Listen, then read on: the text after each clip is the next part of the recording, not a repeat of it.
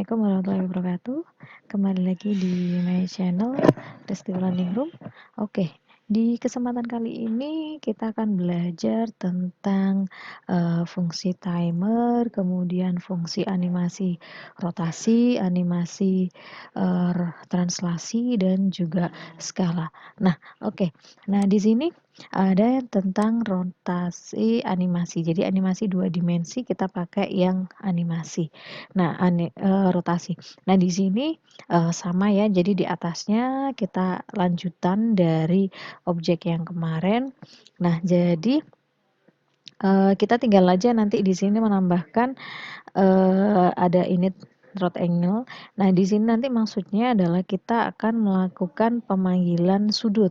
Nah, sudut di awal kita mulai dari 0. Nah, kemudian kita buat definisi anim rotate, kemudian kita buat global.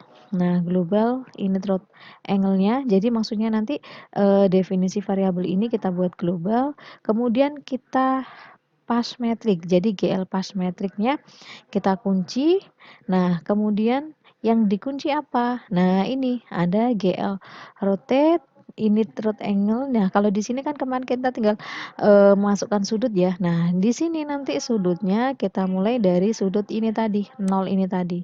Nah, 0 di sini ada X dan Y dan juga Z. Nah, kita coba Z-nya kita kasihkan 1, kita manggil dari fungsi draw quad-nya. Nah, kemudian di sini ada init rod angle-nya. Nanti di sini sama ya, ini third angle plus 1, kemudian kita kunci pakai GL pop metric. Kemudian ada GL flash. Nah, kalau dev timernya di sini ada glut post redisplay, glut timer functionnya di sini ada 10 ini maksudnya mili ya, milisecondnya. Kemudian kita manggil fungsi dari definisi timernya. Nah, kemudian di sini kita tutup dengan GL flash. Nah, GL rendernya, nah definisi render kita buat animrod. Nah, ini animrodnya mengambil dari definisi animrod yang atasnya. Kemudian GL flash, GL mainnya sama ya. Nah, di sini, nah ini kita panggil lagi nanti timer functionnya. Nah, oke, kita coba jalankan.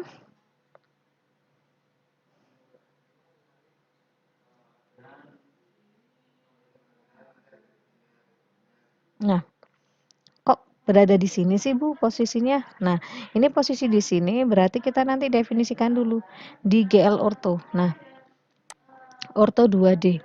Nah, ortho 2D-nya kita mulai dari minim. Nah, di sini 600 ya kan. Nah, ini min 600. Nah, ini min 300 sampai dengan 300. Jadi ini X1-nya min 300, X2-nya 300.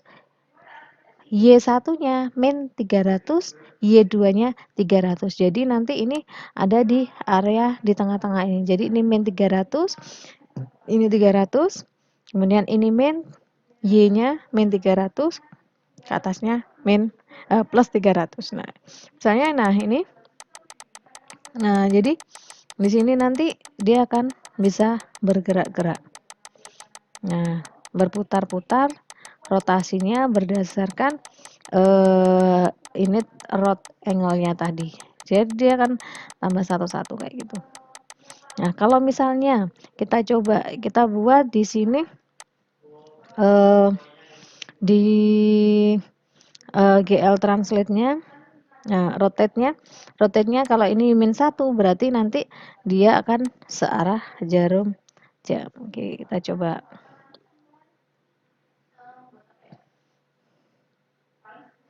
Nah, jadi kalau dia pakainya min 1, dia akan searah dengan jarum jam. Kalau dia pakainya 1 atau plus 1, berarti dia berlawanan arah jarum jam. Oke, ini untuk fungsi yang rotasi. Kemudian ada yang translasi. Nah, translasi sebenarnya caranya sama dengan yang rotasi tadi, hanya saja di sini tinggal diganti aja variabelnya. Nah, di sini variabelnya kita buat ini namanya init trans, kita mulai juga dari 0. Kemudian di sini, nah animasi translasi kita buat definisi. Kemudian setelah itu kita kunci pakai GL Path Metric-nya. Kemudian di sini ada GL Translate F. Nah, Translate F ini berarti kita pakai float ya. Nah, kemudian di sini ada X, Y, dan juga Z. Nah, kita yang mau kita translasi yang mana? Kalau di sini berarti yang ditranslasi adalah variabel Y. Kemudian kita manggil fungsi objeknya. Di sini init transnya sama ya. Tinggal di init trans sama dengan init trans plus 1. Kemudian dikunci pakai GL Pop Metric. Nah, nanti di sininya sama, rendernya anim trans. Nah, kayak gitu. Nah, oke, kita jalankan.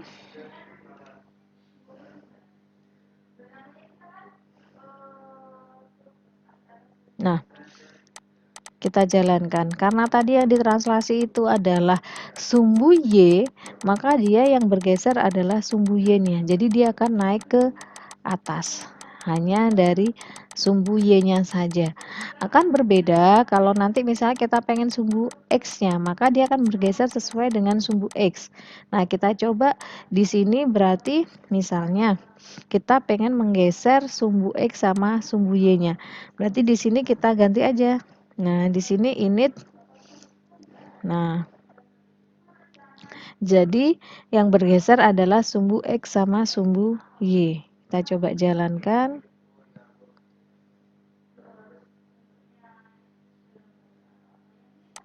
Nah, ini.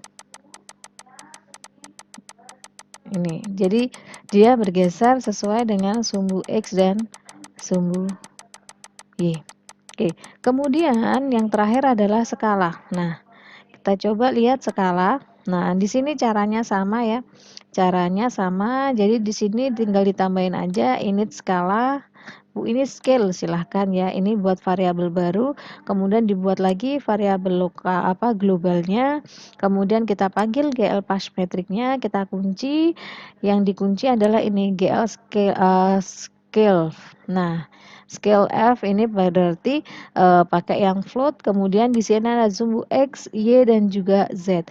Nah, kalau di sini, kalau untuk skala biar sama ya, jadi kita buat aja sumbu X sama dengan sumbu Y. Maksudnya nanti kalau kita perbesar atau kita dilakukan penskalaan, jadi dia sama, X dan Y-nya sama. Kemudian kita panggil objeknya, di sini init skala, berarti skala 0,25. Ini nanti biar tambahnya sedikit-sedikit ya. Boleh pakai 1, boleh ya. Nah, kalau 1 kan nanti objeknya langsung kelihatan gede. Nah, ini saya coba pakainya 0,25. Terserah ya, nanti bilangannya adalah float. Kemudian kita kunci ya GL Pop Metric yang bawah sama dengan translasi dan juga animasi. Jadi tinggal yang dirubah-rubah di sini aja. Definisi anim skala, anim translasi atau anim rotasi. Nah, kita coba kita jalankan.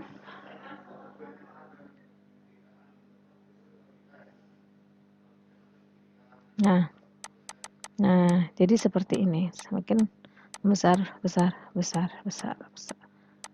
Nah, seperti itu. Oke, kira-kira ini aja dulu yang bisa saya sharingkan, yaitu mengenai animasi 2 dimensi, yaitu rotasi, translasi, dan skala. Kita jumpa lagi di video selanjutnya. Assalamualaikum warahmatullahi wabarakatuh.